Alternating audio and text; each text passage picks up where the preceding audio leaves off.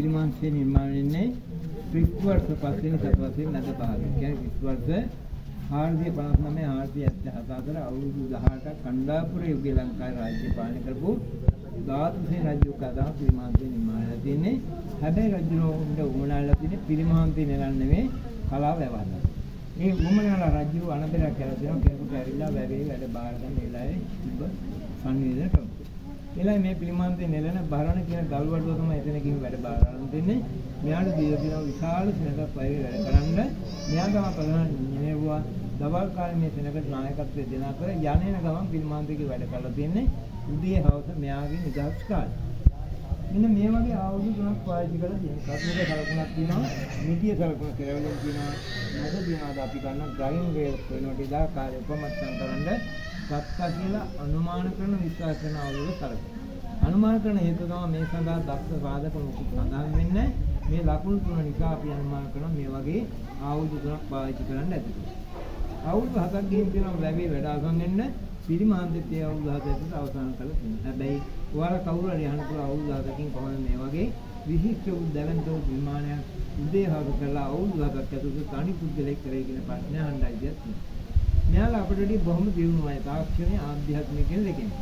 බණ භාවනාවෙන් හිත දියුණු කරගත්ත යම් කිසි ඵලයකට පැමිණිච්ච ධානලාභී උත්තර නැත්තම් මේ වගේ චිත්තයක් මවා ගන්න මේ වගේ හික්මීම ඉවසීම සංයමය ගැන මේ තියෙන ඒ වගේ තමයි අධි තාක්ෂණ යන්ත්‍ර සුත්තර නොවුන ස්වභාවික තාක්ෂණ සිද්ධ වෙනවා.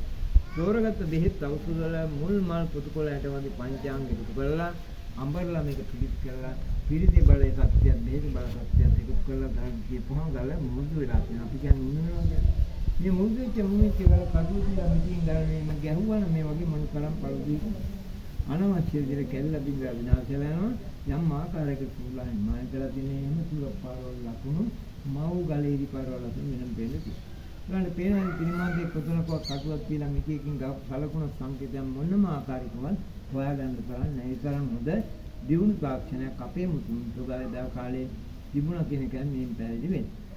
විශාලි 43ක් පස් මාසෙ ඉඳන් සිරස්පත දක්වා සිරිපද ඉඳන් සිරස්පත දක්වා අඩි 38 අඟල් 10ක් නාසිකායෙන් ගන්න වතුන් බින්දුව ලකුණක් දෙන වලට පේනවා සිරිපද දෙක අතර ඒකෙත් නැද තියෙනවා එකතු කිරීම නැත්නම් ධන ලකුණ ඒකෙත් නැද වැටෙන්නේ තරම් ළඹයි නැත්නම් සමන්තිකයි අද කාලේ විද්‍යාවක්වත් දන්නේ නැති ළඹයකට නිර්මාණය ලෝකයේ තියෙන ආබද්ධ පිරිමාන්තය අතර ප්‍රධානම තැන ගන්න පිරිමාන්තයේ අවුපන පිරිමාන්තය ආබද්ධ කියන්නේ මේ කලින් වෙන් කරලා නැහැ වෙන් කර පිරිමාන්තයලා අනාබද්ධ නැති පිරිමාන්තයලා ආබද්ධ වශයෙන් පිරිමාන්තයලා වර්ග කරනවා මේ පිරිමාන්තේ ආබද්ධ පිරිමාන්තේ නම.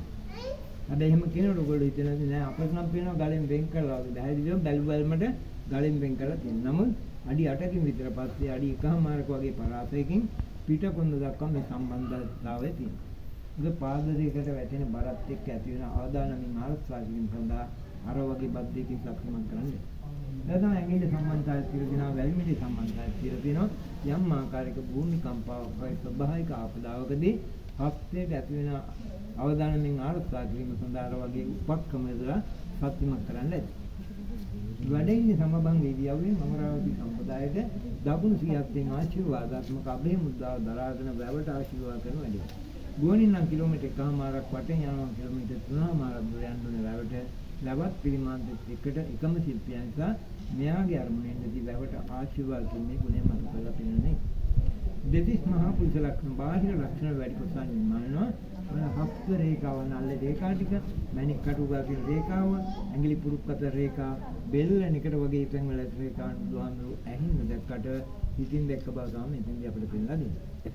අඩවන් දිනේ සුකමල මොහකමල මහා කරුණා සමාපත්තිය සමන මුල්තලයේ දිගු කන් දිගු ඇඟිලි දිගු වත්වා බුදු කෙනෙකුට පමණක් පිට වෙන ශරීර ලක්ෂණ රන් දෙරයක් අසමන ජීවා ධාතු දෙන බෙල්ල සිංහ රාජ්‍යක වගේ උදකාවේ තියෙන පපුව අත් සඳහාගමන දාත්‍රා ඕල් මොංගය සමාන කෙන්ද නකා ධාතු තියෙන නියපොත්ත බලගන්න දැස්වට කියන අපේ භාෂාවෙන් දුවන කොප්පටේ වශයෙන් හඳුන්වනවා සුපිහිටි පාද පළවෙනි පුරුෂ ලක්ෂණ දීපදල පේතන්නේ පොළොවට සමාන්තර අපේ වගේ හිතසු නැත්නම් ඉඩ හිටින්නේ පොළොවට පාපී තුනකට මේ පිළිනව පටි දාසු නැත්නම් ඉනපටියේ වලින් පේන්නේ පොළොවල තියෙන සිවුරට අනුව විශේෂ සිවුරක් ඒකාංශ තනිපට සිවුරක් පාරු කරන ක්‍රමයට ඇඟට ඇලෙනදී දුහුල් සිවුර නිර්මාණය කරපු පටි දාසු වලින් ලැබෙලා පිටින් සිවුරේ හැදී නිර්මාණ කලාව වෙන කියලා සමානව මෙතන අඳනේ විදිහට පේන්නේ අමරාවති සම්ප්‍රදායයටයි පිළිමාන්තරාට වෙච්ච කලා ක්‍රමයක්.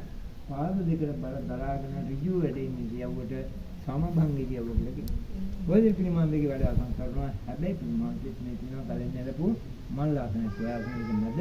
ඔය දෙක විතරයි බලන කෙන ශිල්පියාගේ සිරද්දාතුමුන් තියෙන විරක්පතක තියෙන මහනුවර යුගයේ දෙයකට හේතුව අණ්ඩාපුර යුගයේ මුල් යුගවලදී පිළිමාන්දයාට සිරක්පතක වෙන්නේ නැහැ. සිරක්පත මුල් වලට එක වෙන්නේ මහනුවර යුගයේදී. ඊළඟ මේ පිළිමාන්දයා සිරක්පත නැත්නම් උෂ්ණේශයක වෙනවා. ඒවා තමයි මේ තියෙන නිරුම්මල මේකට කියන පස්මාසනේ. මේක පාලි භාෂාවෙන් පටිමාගරය දාපේ භාෂාවෙන් පිළිමගේ.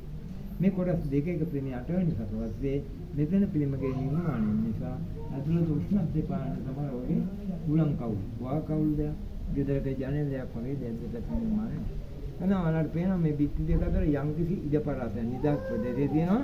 මේක මෙතෙන්ද මේ උලං කවුල ගාව පහළට මේ පැත්තෙන් මේ උලං කවුල ගාව පහළට යනවා. මේකට එදා කාලේ කියලා දෙනවා පදක්ෂිනා වෘතේ නැත්නම් පදක්ෂිනා පතේ පාලි භාෂාව. අපේ භාෂාවෙන් මේක තමයි සක්මන් මල් විසාගේ ආධ්‍යාත්මික දිනුව සඳහා නිර්මාණශීලී වර්තමානික විහාරස්ථාන කල්පයන්හි සක්මන් භාවනාව සඳහා එදා කාලේ උන් කරගත්තා. වෙන කිසි තියන පිළිමන් සම්බන්ධ විචාර කතාව සියුම්නාන සම්මාන. සම්නාය පිළිමන් දෙක කරලා නිර්මාණය කළ බාරණුත්තම දාසන උත්සාහ ප්‍රදාන පිටක්‍රියන සිදනාට ඥානසකරණව නාගබහිර දෙවියන්ට මෙතෙක් කරනවා තකද රටපු බල සම්මනාර පිංසි දුවා කියලා සාවන්ත